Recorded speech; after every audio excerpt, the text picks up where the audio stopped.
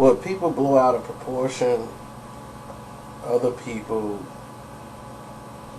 look at who knew it was a situation and look like, that really wasn't nothing. But the real story is what was lacking.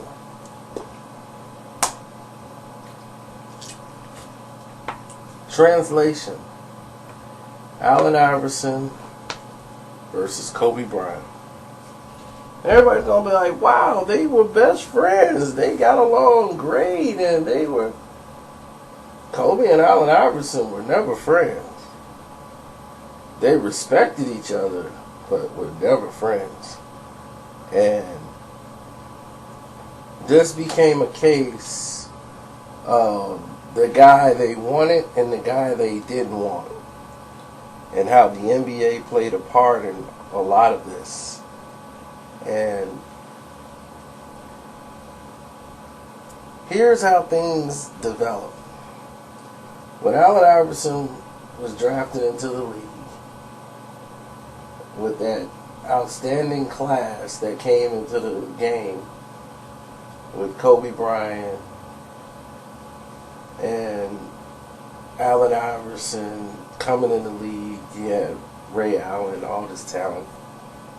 That draft, Kobe Bryant was manipulated to go to the Lakers. It was a trade with the Charlotte Hornets so that he can go to LA and they can groom this high school kid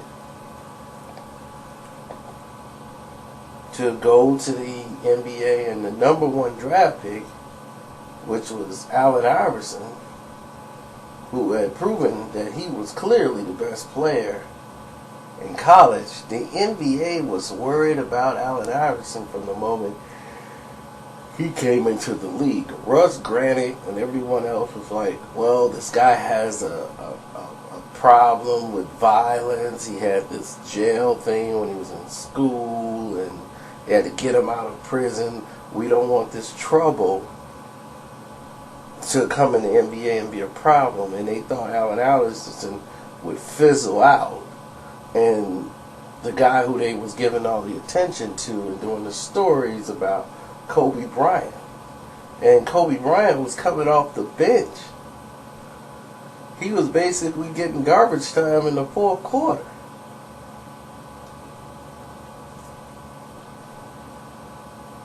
And he had specials, interviews. I mean, he was getting more attention than Nick Van Exel and Eddie Jones. And he was on the bench. And don't forget, they got Shaq.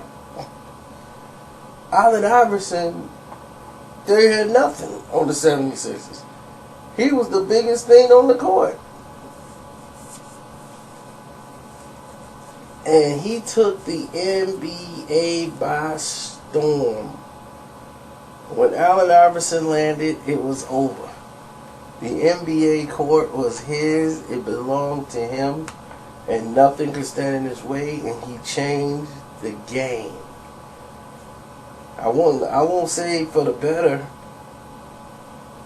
But everybody wanted to be AI. And if you look at the NBA today, you see a lot of Allen Iversons, don't you? You see a lot of the headbands. You see a lot of the sleeve tattoos. You see a lot of the long arm sleeve band on the arms. The hip-hop style on the court. They had to come out with an NBA dress code because of Allen Iverson. He changed the game to the point where he was the second biggest athlete in the world next to Michael Jordan. His shoes, the questions, outsold the Jordans for the first time in a lifetime that happened. Allen Iverson had taken the NBA by storm. And he was the biggest player in the NBA. And Kobe couldn't do nothing to stop him at the time. Kobe wasn't developed yet enough to deal with Allen Iverson. It took a couple of years before Kobe became into his own. as a player, he had to develop to get stronger and better and more practice and develop his skills more. But let's get to the problems. During the All-Star game, Allen Iverson didn't get picked to play in the All-Star game as a rookie. He was chose to play on the rookies All-Star team. Like, they had the rookies versus the second-year players, what they call the rookie game. So all the rookies are supposed to play that game. And if you got chosen to play in the All-Star game, then that was something different altogether. And Kobe Bryant got chosen as an alternate to be on the bench his first year for the All-Star game.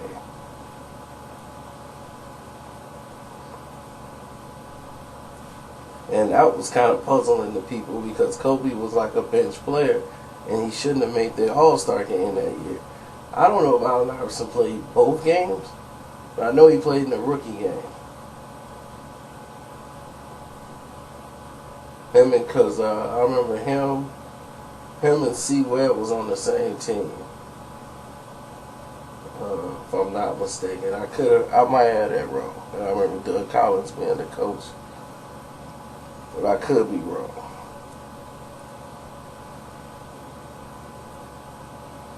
But yeah, I think I got that wrong.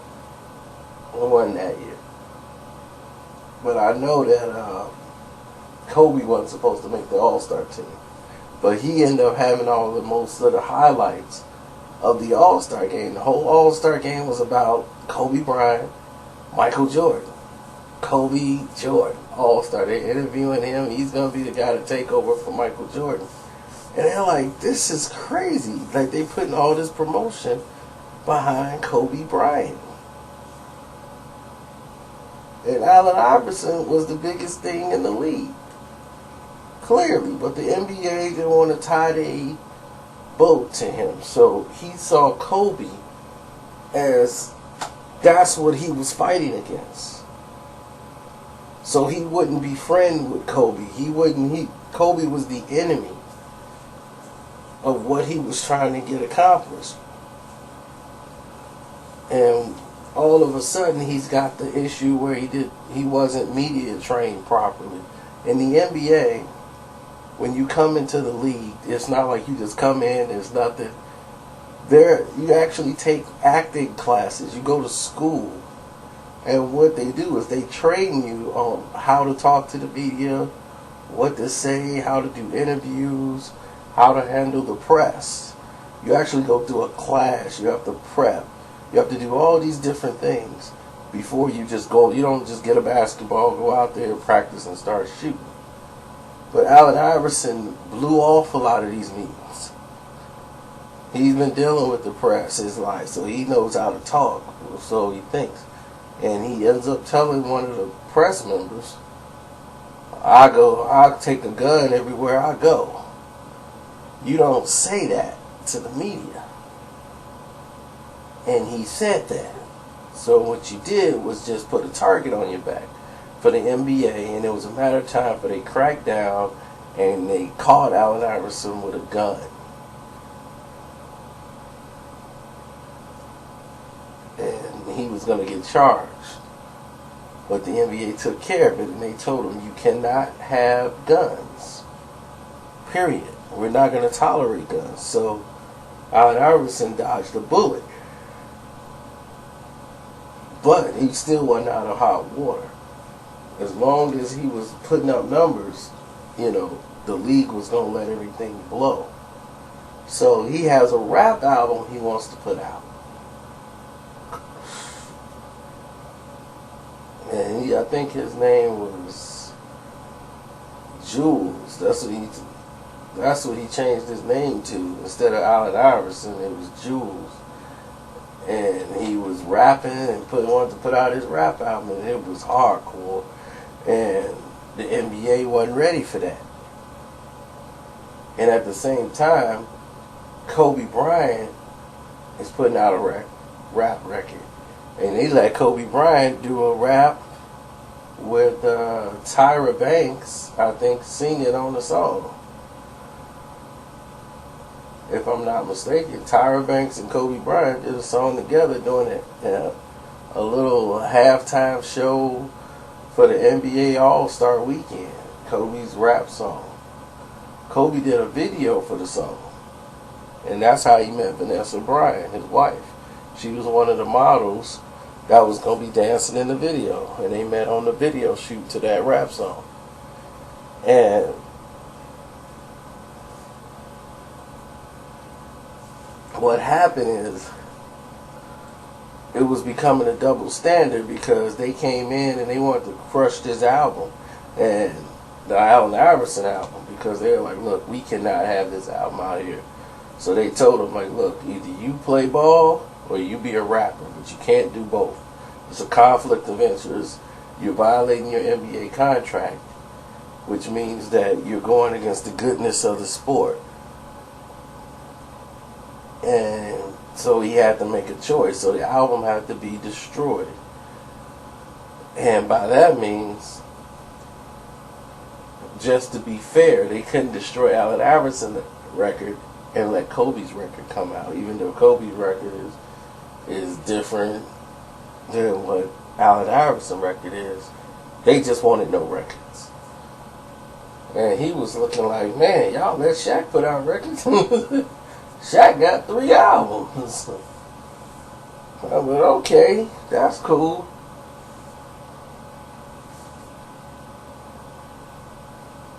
So they shut Kobe down, and it was like, no more records. Nobody could put out no more rap records, period. It's done. And you can play ball, or you're going to be a rap star. But there's no more records coming out. So the NBA did that, and there was taken care of, done, no problems. And then all of a sudden, Allen Iverson got all of the situations of what's going on with him, with his coach, with Larry Brown, and the problems he having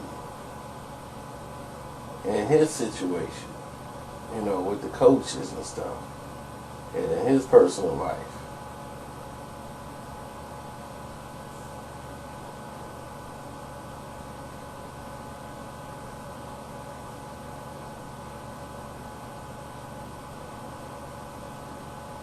And all the other players didn't want to comment. So Kobe Bryant made a comment about Allen Iverson when he was going through his situation and with the NBA and everything else, you know, and his issues he was having off the court. You know, people was supposed to, when he was fighting the coaches and all this stuff, people were supposed to keep their mouth shut. But Kobe couldn't.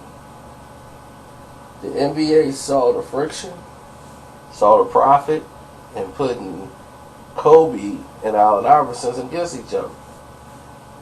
So they brought in Larry Brown to be the coach, and they were going to trade Allen Iverson.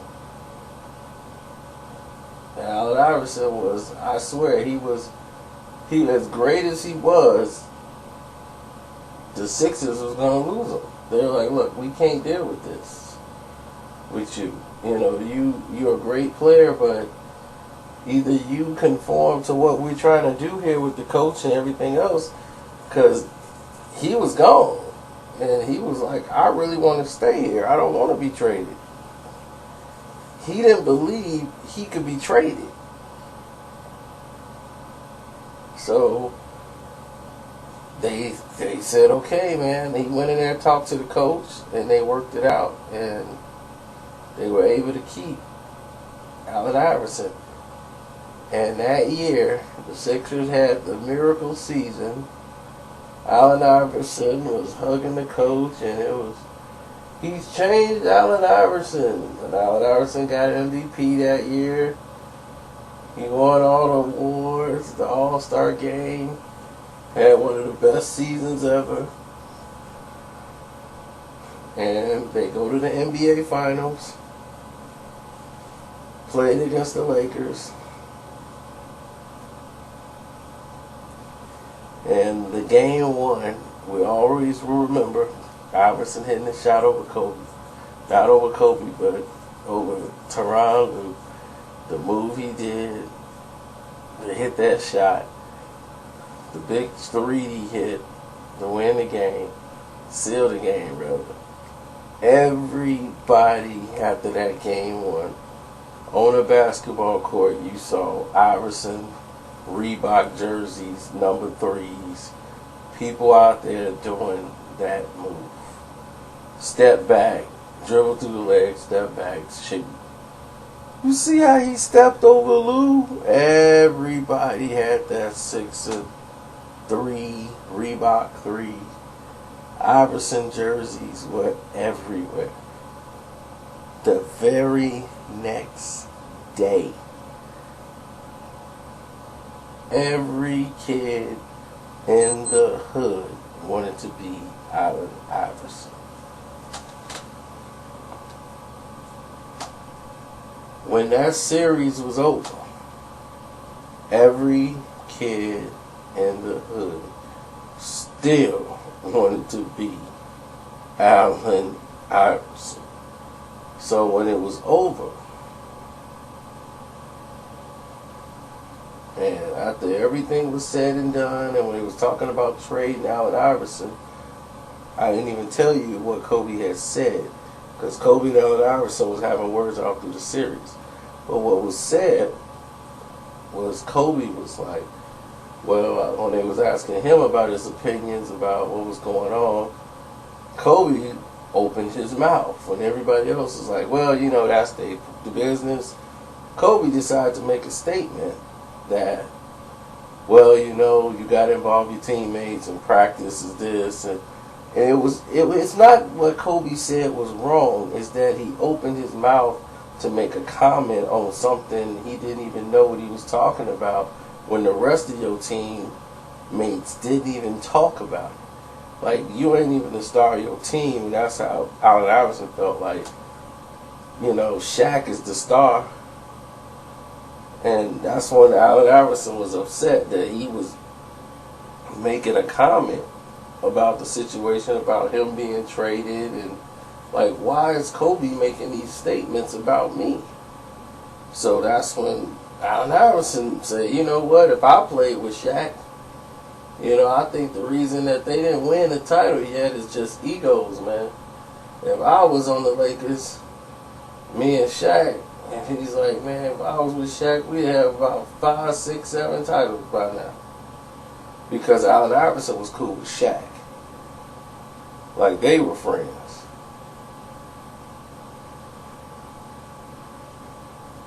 But the people he weren't friends with was Kobe Bryant.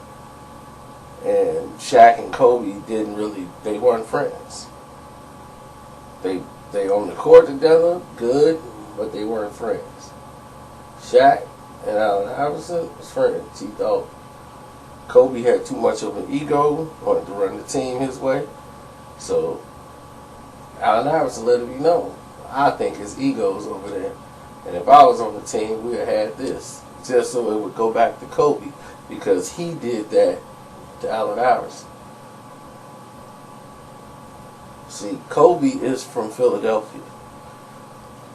Like, Philly is really his hometown, though he's raised mostly in Italy. Philly is like where he came back to his roots. So Philly, he really wanted Philly to embrace him, and they embraced Allen Iverson. So it was a bit of a jealousy. So when Kobe came to Philly, they had the All-Star game there, and Kobe won MVP, and they booed him in Philly. It hurt him.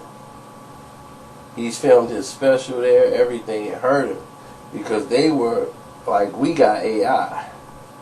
We don't care how many championships you win in the LA. We got AI, and that's our guy.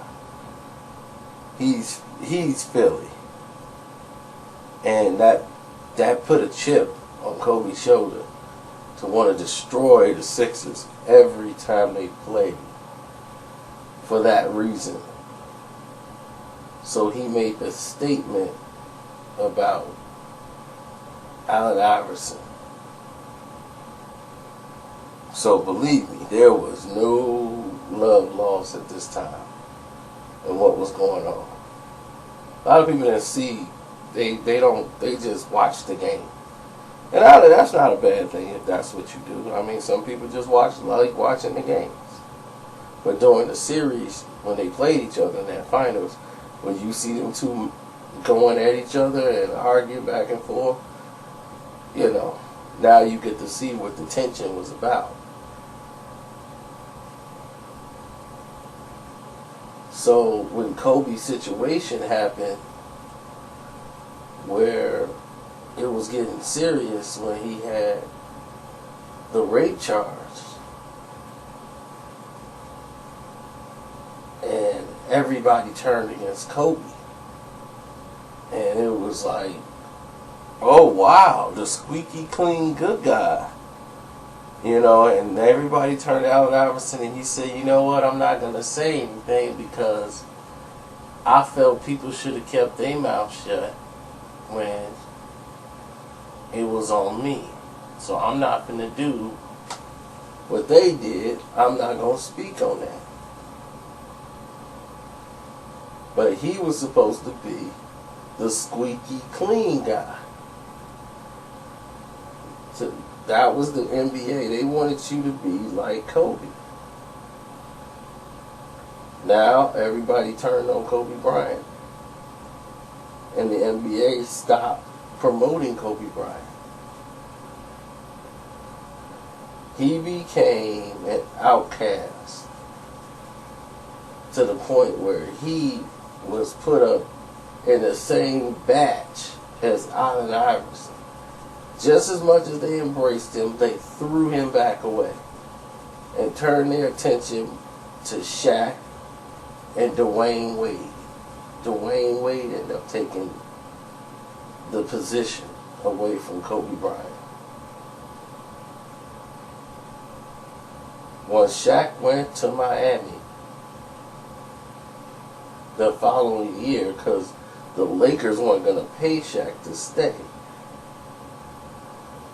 and re-sign his contract, and Shaq felt he was still a star, and they were going to build a team around Kobe. When Shaq went to Miami, now Dwayne Wade was the star, and they were the good guys, and Kobe was the villain. And it was Shaq versus Kobe. It was no longer Allen Iverson wasn't the bad guy no more, because Kobe wasn't the good guy. So that focus went away instantly. Kobe was the villain. And because they deemed him out to be the villain, he had to go through trials and error. This guy was lighting up scoreboards, and the NBA didn't care. This guy scored 80 points in a season. He hit 60 like 3 times in the season. He scored 250-some points in like 4 games. He's got over 200 points in 4 games, like 255. He hit 63 nights almost in a row, and he had 158. Kobe Bryant was embarrassing the league, and he didn't even win Most Valuable Player. They gave it to Steve Nash. That's how villainized he was at that time. Allen Iverson reached out to Kobe, and they talked. And when they talked, they became like, it was the first time they really had a conversation, and it was a good talk.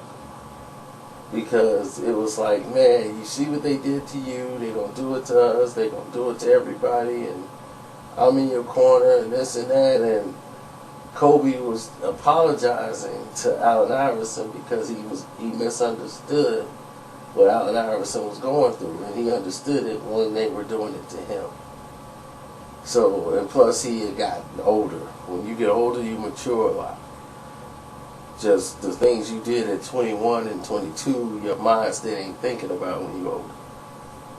So it was more of a brotherly type thing with Kobe and Allen Iverson. It was more respect, brotherly type situation. So that's how that went. Hope you guys enjoyed the information. I'm a little tired. I'm going to call it a night.